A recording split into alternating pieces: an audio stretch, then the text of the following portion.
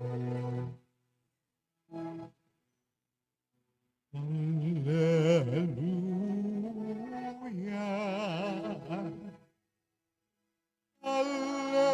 Hallelujah.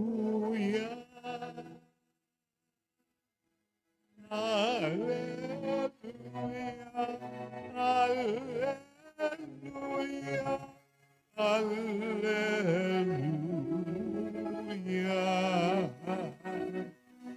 Buhay ang salita ng Diyos, ganap nitong natatalos, tanang ating Panginoon. Hallelujah.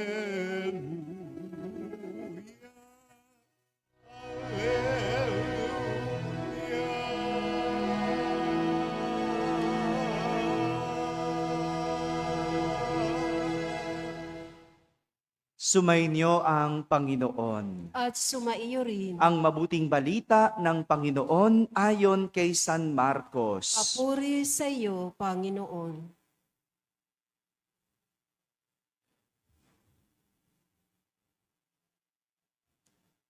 Noong panahong iyon, nag-aayuno ang mga alagad ni Juan Bautista at ang mga Pariseyo. May lumapit kay Jesus at nagtanong, "Bakit po nag-aayuno ang mga alagad ni Juan Bautista at ang mga alagad ng mga Pariseyo, ngunit ang mga alagad ninyo ay hindi?" Sumagot si Jesus, "Makapag-aayuno ba ang mga panauhin sa kasalan, samantalang kasama nila ang lalaking ikinasal? Hindi. Kapag wala na ang ikinasal, saka pa lamang sila mag-aayuno. Walang nagtatagpi ng bagong kayo sa lumang kasuotan. Pag urong ng bagong kayo, mababatak ang luma at lalong lalaki ang punit. Wala rin namang nagsisilid ng bagong alak sa lumang sisidlang balat, sapagkat papuputukin ng alak ang balat, kapwa masasayang ang alak at ang sisidlan. Bagong alak, bagong sisidlang balat." Mga kapatid, ang mabuting balita ng Panginoon. Pinupuri ka namin, Panginoong Hesukristo. Magsiupo ang lahat at makinig sa homilya. Magandang gabi po sa inyong lahat. Magandang gabi sa mga nasa barangay, sa mga nasa tahanan na nagsisimba via online at sa lahat ng nasa abroad. Magandang gabi po sa inyong lahat. Matapos utusan ng Panginoon na hirangin ni Samuel si Saul bilang hari, inutusan kasi ng Panginoon na hirangin niya si Saul bilang hari. Napili ng Panginoon si Saul na maging hari. Sinunod naman ito ni Samuel. Kaya matapos maging hari itong si Saul, ang una niyang responsibilidad ay ang wasakin ang mga Amalecitas. Kung babalikan natin ang kwento, maraming pinatay na mga Israelita ang mga Amalesita noong panahon na nasa Ehipto sila. Pinagpapatay nila. Kaya maituturing na magkaaway ito. No? Siyempre, pinatay yung lahi mo. Galit, siyempre, ang mga lahi ng Israelita sa mga Amalesita. Wala namang kaming ginagawa. Ba't nyo kami pinuksa? Ba't nyo kami pinatay ang aming mga ninuno? Kaya nga, bilang parusa sa mga naninirahan na Amalesita sa Kana, sila ay pinagbawalan na makapamanira muli ng buhay ng iba. Bawal na silang manira ng buhay ng iba. At ito ay nasaad sa batas ni Moises. No? Siguro nakalagay sa batas, kung maninira pa ng iba ang mga Amalesita, siguro ikukulong na sila. Siguro parurusahan na sila, hindi ko alam. No? Hindi ko alam anong klaseng paninira ng buhay. No? Marunong ba kayo manira ng buhay? Hello? Hindi, pero marunong man chismis. No? Pero, di ba, paninira din ng buhay yun. Hello? Oh, paninira ng buhay, yung panunukso. Yung mga bata nandito, di ba? Ang hilig ninyong magtuksuhan, mag-asaran. Oh, hindi ba nasisira yung buhay ng iba doon? Oh, kaya nga yung iba, minsan no, nalalakihan nila na sila'y binuli.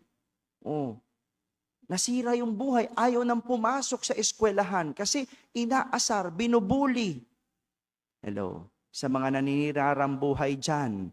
Oh, kaya nga, itong mga Amalesita, mula ngayon, bawal na kayong manira ng buhay. At kapag nanira pa kayo ng buhay, parurusahan kayo.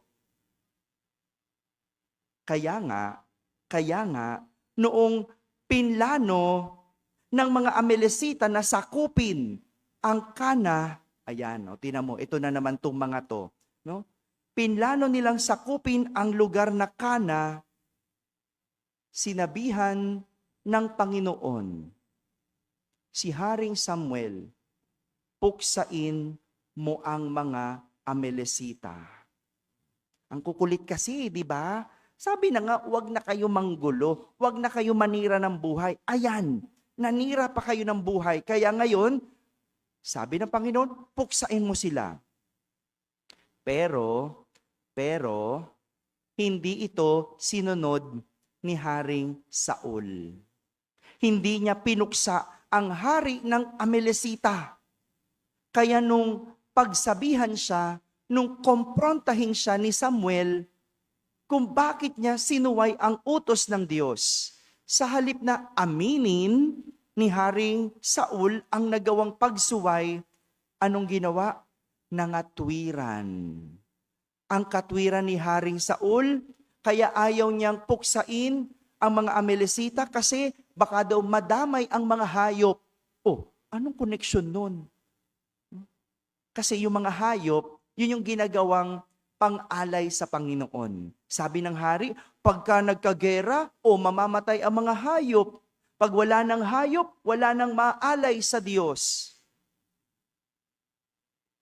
At bilang tugon, sa katwiran na yon ni Haring Saul, pinagsabihan siya at tinuruan siya ni Samuel. Sinabi niya, ang pagsunod sa Diyos ay mas higit kaysa anumang alay. Ang pagsunod sa Diyos, wala nang hihigit pa dito. Dahil ang pagsuway sa Diyos, katumbas ng pangungulam. Tingnan mo, ganun pala ka grabe ano? Ang pagsuway sa Diyos, para ka nang nangulam ng tao. Ganyan. Walang dahilan ang pwedeng ibigay pagdating sa pagsunod sa Diyos. Pag sinabi ng Diyos, sundin. Huwag mga tuwiran.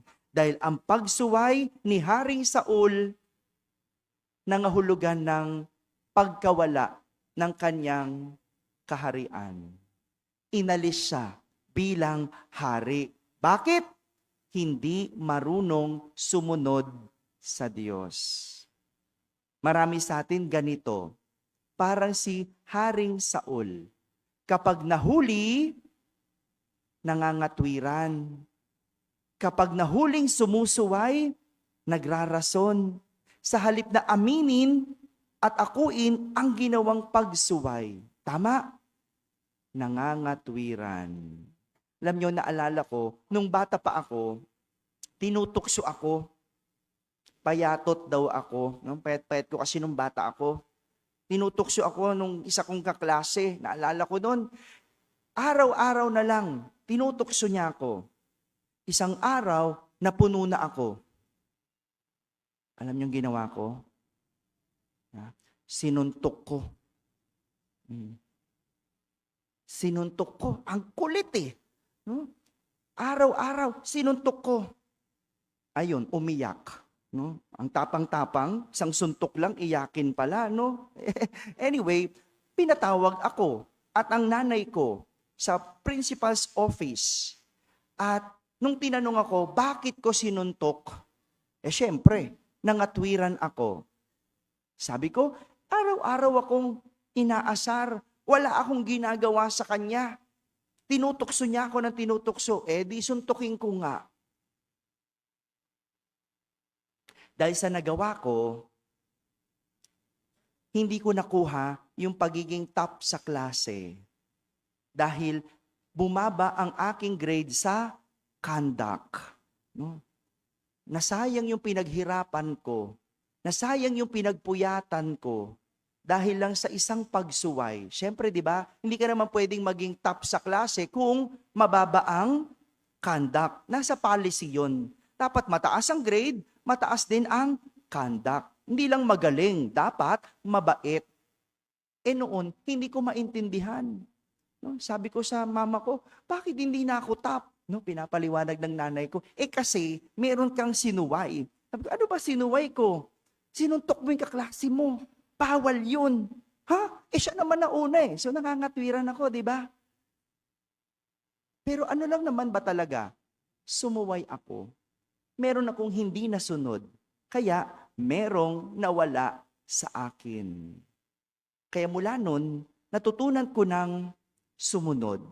Dahil ang aral, sabi ng nanay ko, kapag sumusuway, may nawawala sa'yo. Sa akin, ano nawala? Yung pagiging top ko sa klase. Yung taon na yun, hindi na ako top. Bumawi na lang ako ng susunod. No? Maraming ganyan sa atin kapag sumusuway, may nawawala. Sa iba, siguro nawala trabaho. Sumuway Sumuway sa boss. Sumuway sa policy ng kumpanya. May iba nawala asawa. Di ba? Sumuway nangaliwa. Nangakong magsasama habang buhay. Sumuway, nawala ang asawa o nawala ang pamilya. Pero mas nakakalungkot kapag sumusuway, nawawala ang sarili. Nawawala ang sarili. Nung isang linggo, dagdagan ko na yung kwento ko. Total, nandito yung mga kabataan. Alam nyo, nung isang linggo, may bininyagan ako. Baby. Ang nanay niya, ilang taon? 16 years old. Bakit daw ganon? Kasi sumuway sa nanay. Ano sabi ng nanay? Mag-aral. Huwag muna mag-boyfriend. Huwag tambay-tambay.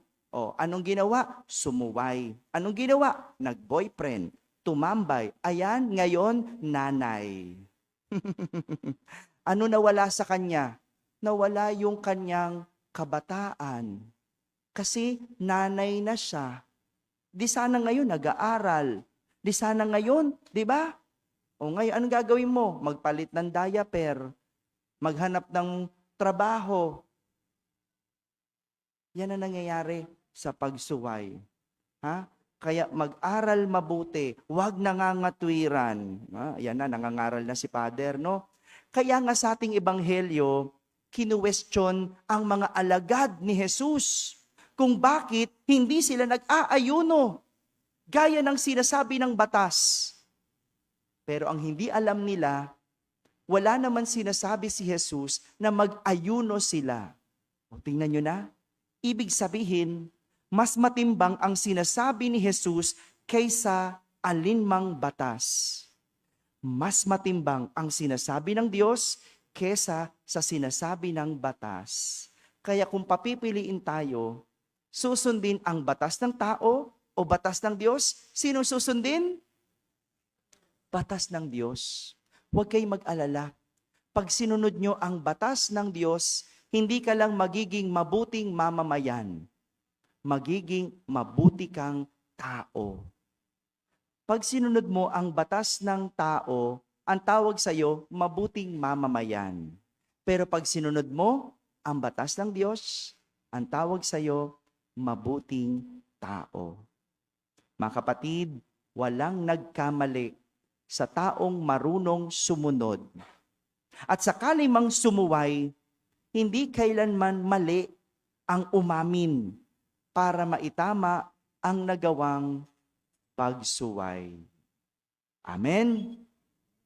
Amen.